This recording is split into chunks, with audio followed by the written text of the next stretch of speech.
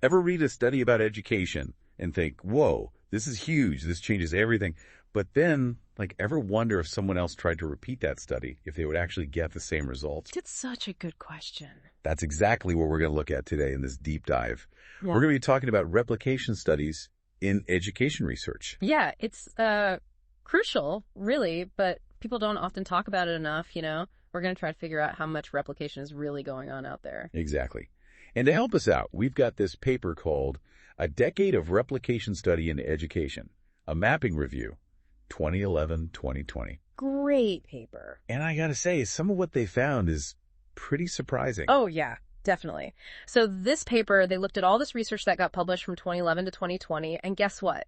They found that only about 0.20% of those papers were actually replications. Whoa, wait. So out of every 500 studies, only one is a replication. Yep, that's what they found. It's really low. It is. It is really low, and it makes you think, how are we supposed to build on what we know about education if we're not even checking to see if our findings hold up? It's true. But before we go any further, I think we should probably make sure everyone's on the same page about what a replication study actually is, because it's maybe not as simple as it sounds. You're right, it can get kind of complicated. So there are a few different types of replication, and they're not always easy to tell apart. The simplest one is called a direct replication. Okay, so direct replication. What's that? Basically, it's where researchers try to follow the original study's methods as closely as they possibly can. Oh, okay, I get it.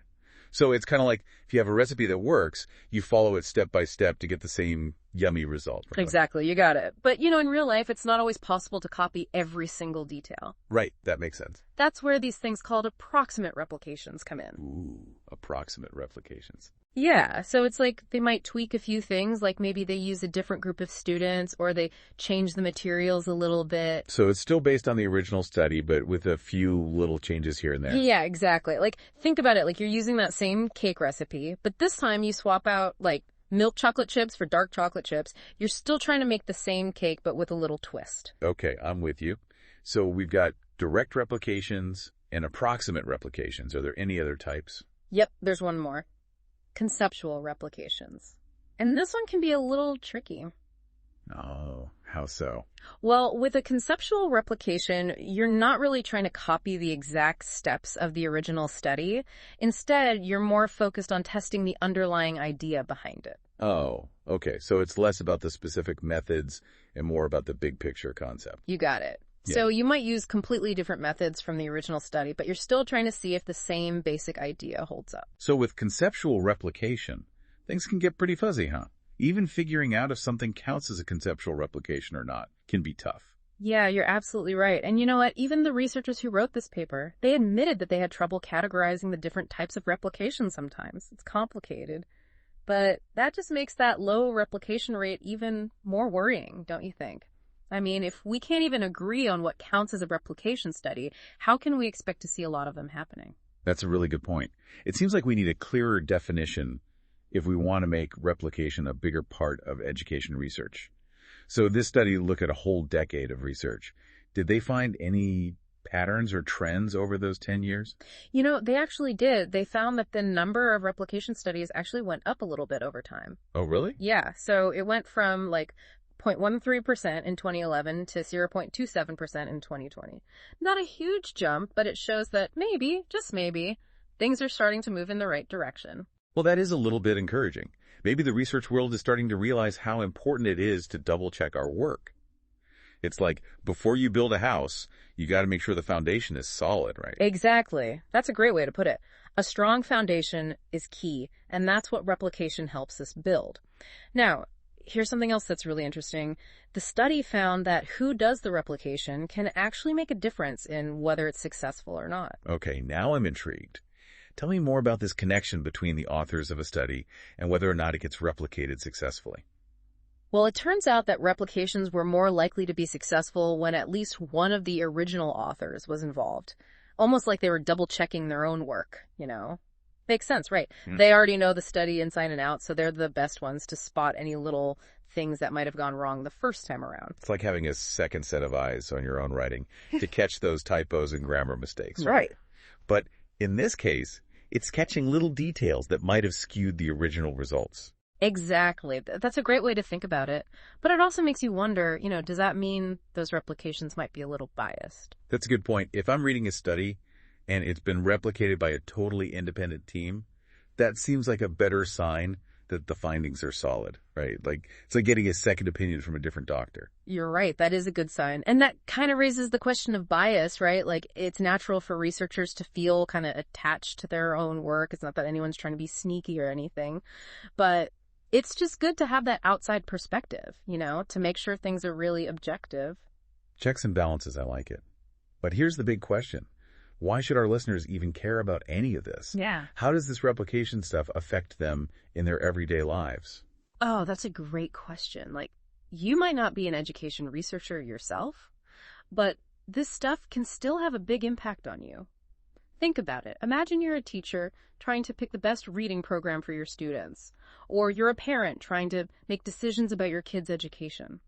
You want to know that the research you're using to make those decisions is actually reliable, right? Absolutely. Every decision we make for our kids should be based on evidence that we can trust. Exactly. But what if that evidence comes from studies that haven't been independently replicated? Then we might be making decisions based on shaky ground.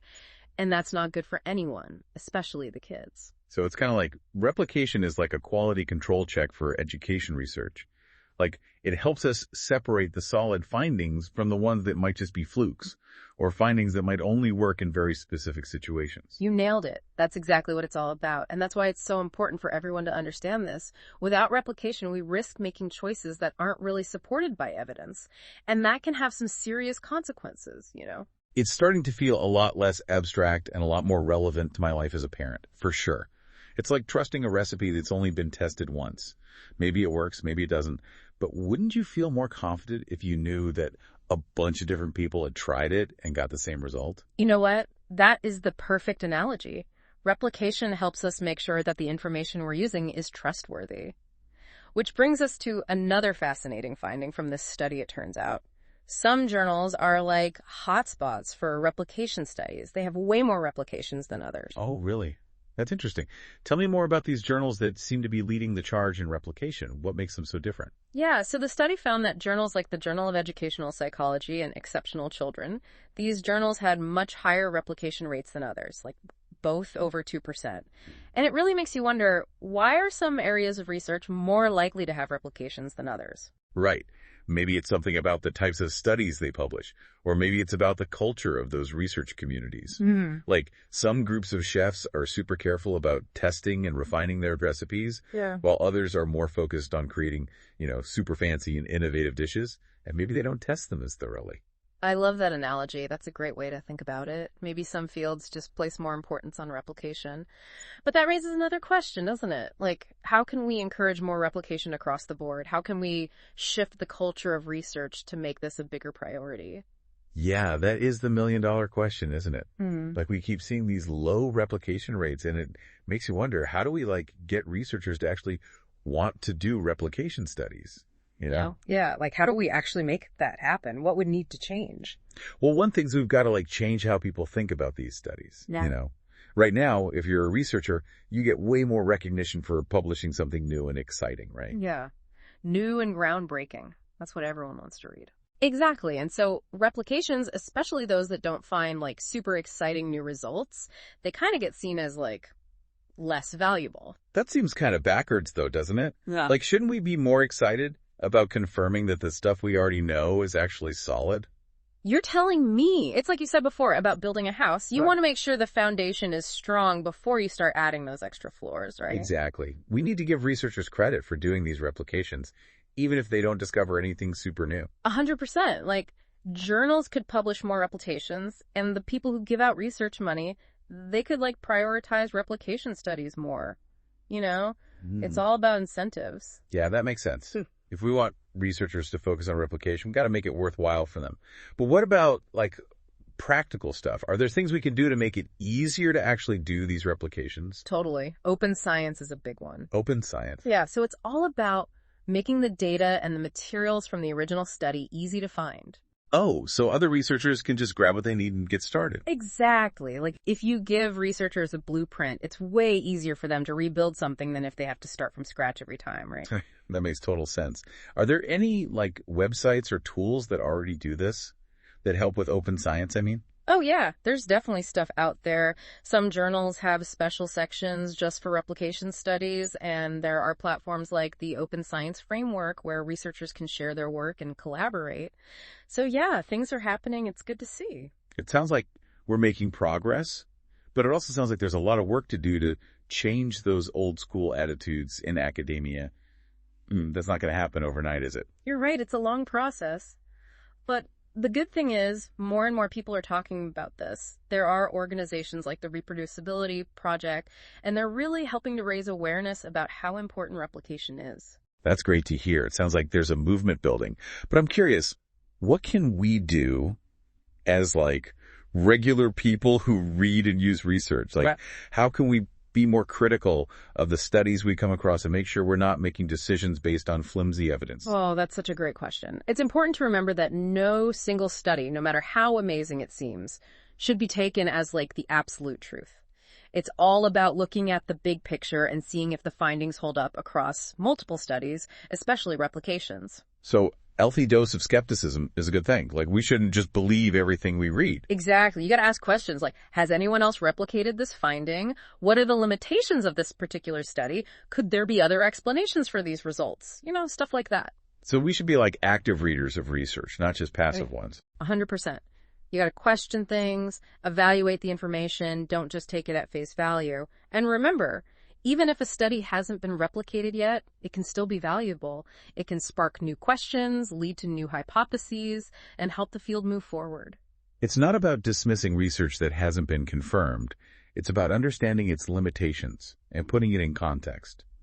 Which makes me think, we've been talking a lot about replication with quantitative studies, the kind with experiments and variables and stuff. Does replication even apply to other types of research, like qualitative studies that are more about people's experiences? Ooh, that is a fantastic question, and one that sparks a lot of debate, in the research world. Like, traditionally, yeah, replication has been more of a quantitative thing where you're trying to be really precise. But now, more and more people are thinking about how the ideas of replication can be used in qualitative research, too. That's interesting. But how would you even replicate a qualitative study? They're so different from experiments, Yeah, it's definitely more complicated. But there are different approaches. Like, there's this thing called analytic replication, where you basically reanalyze the data from the original study to see if you come to the same conclusions. So it's about making sure the analysis is solid, even if it's not a traditional experiment. Right. You want to make sure those findings are really grounded in the data. Then there's prospective replication.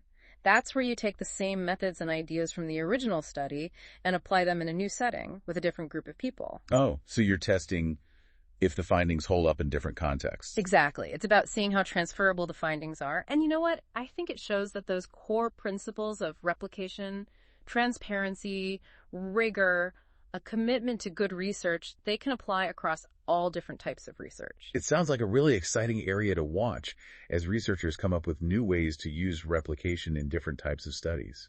It is, but it's also important to remember that the point of replication isn't just to, check a box or follow some rule. It's about building trust in research and making sure that we're basing our decisions on the best possible evidence. That's a really powerful point. It's about making research trustworthy so we can actually use it to make education better for everyone. So to bring it back to our original question, is education research actually replicable? Based on all this, it seems like maybe not as much as it could be. Yeah, I think that's fair to say. But the cool thing is we're seeing some positive changes happening. With more awareness and a shift in how we think about this stuff, replication can become a bigger part of how we do research. It's an ongoing thing, and we all have a part to play in making education research as solid as it can be. I love that. We got to keep pushing for research that's not just interesting, but also reliable and applicable to the real world. We've talked about a lot today, but before we wrap things up, I want to zoom out a little. What does this low replication rate tell us about education research as a whole? Like, what does it say about the nature of this kind of research? Yeah, that's a big question, isn't it? Does it say something about the research itself? It's really interesting to think about, Like education research, it's not like those experiments you do in a lab, right? We're dealing with people and schools and all these systems that are constantly changing. There are just so many things that can affect the results of a study. So, like, even if you could perfectly recreate a study, the results might be different the second time around because the context has changed. Like, the kids are different, the teachers are different, the whole school culture could be different. Exactly. That's a really important point. Like, let's say you have a study that found this awesome new teaching method that worked wonders in one school. Does that mean it's going to automatically work in every other school? Probably not. It's like context is key. It is. Context matters so much. And I think that's something we often forget when we're looking for those, like, quick fix solutions in education. You know, we want that magic bullet that's going to solve all our problems. But just because something worked once doesn't mean it's going to work everywhere. So instead of looking for those one-size-fits-all answers, we should be asking more questions, like, how might these findings apply to different situations? What other factors might be at play here? Exactly. And that's where replication comes in. It's not about proving a study right or wrong. It's about using it to build a better understanding of what's really going on. Replication helps us, like, refine our understanding. Totally. Like, let's say we replicate a study and we get different results. That doesn't mean the original study was bad or anything. It just means we need to dig deeper and figure out why the results changed. Maybe there's something about the context that's making a difference, or maybe there's another variable that we didn't account for in the first study. I'm starting to see replication less as a way to, like, prove or disprove something, and more as a way to explore and understand. I like that. That's a great way to think about it. It's about asking questions and being curious, you know? Okay, so big takeaway here. When we read about a study that finds some amazing new thing, we should take it with a grain of salt. Like, keep in mind that it might not apply to every situation. Yeah, for sure. And don't forget those key questions we talked about. Has this been replicated? What are the limitations? What does this mean for me? Like, how does this apply to my specific context? Right, because a finding might be super interesting, but if it doesn't apply to your situation, it's not going to be very helpful, right? It's all about making research useful. Right, 100%. So after this deep dive, I think it's safe to say that replication is super important, but it's not happening as much as it should be. I think that's a fair assessment, but the good news is things are changing. More people are talking about this, and there are resources out there to help make replication a bigger part of the research process. Well, that's encouraging to hear. I feel like I've learned so much today, and I'm sure our listeners have too. Me too. It's been a great discussion. So, to everyone listening, keep those questions coming, keep digging deeper, and always be on the lookout for those replication studies. They're out there, and they can really help us understand the research landscape. And keep learning. Until next time, happy diving.